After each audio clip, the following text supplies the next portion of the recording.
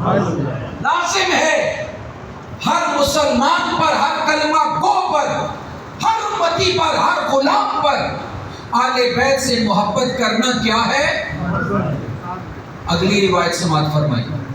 میں اس کے حاشیہ پر گفتگو کر سکتا تھا لیکن وقت کم ہے، میری کوشش ہوگی کہ صرف سرکار کے پر ابھی نام سماعت کروں۔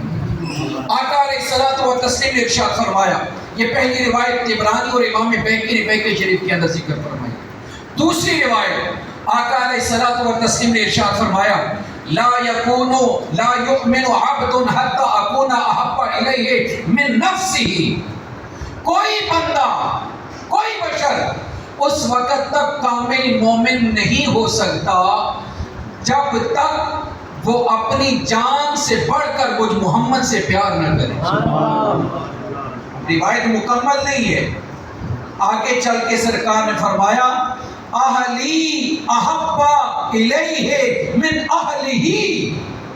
اگر کوئی دعویٰ کرے کہ یا رسول اللہ آپ مجھے دنیا و ما فیہا سے اور اپنی جان سے میں بڑھ کر آپ سے پیار کرتا ہوں، ابھی اس کا ایمان کامل نہیں ہے۔ لجپال کریم آقا نے فرمایا، حتیٰ کہ اپنی آل سے، اپنی آل بیت سے بڑھ کر وہ میری آل بیت سے پیار نہیں کرے گا، اس وقت تک بھی وہ کامل مومن نہیں ہو سکتا۔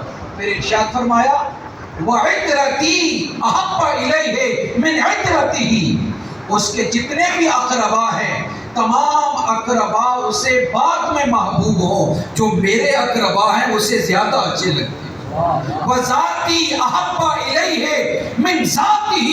اور کما قال علیہ الصلوۃ والتسلیم، لجپال کریم آقا نے فرمایا، اپنی ذات سے بھی بڑھ کر مجھ محمد سے پیار کرے، اپنی ذات سے بڑھ کر میری آل بیت سے پیار کرے، اپنے گھر والوں سے بڑھ کر میرے گھر والوں سے جب پیار کرے گا تو اے کلمہ پڑھنے والے اب تو کامل مومن کہلائے۔ آگے چلتے ہیں، تیسری روایت سماعت فرمائیے۔ اللہ کے پاک نبی جناب محمد رسول اللہ صلی اللہ تعالی علیہ وآلہ وسلم نے اپنے خطبہ کے اندر ارشاد فرمایا، میرے صحابہ، اذکرکم اللہ فی اہل بیتی۔ میں اپنے گھر والوں کے جو جتنے بھی میرے ان کی مقام ہیں، ان کی جو شانیں ہیں، ان کے متعلق تمہیں اللہ کی یاد دلاتا ہوں کہ جب بھی میرے آل بیت کی بات ہو تو اللہ کو یاد رکھنا کہ اللہ نے انہیں میری آل بیت بنایا۔ جتنے بھی آل بیت، ہمارے سنت کا جو بھی موقف ہے وہ بالکل سامنے ہے۔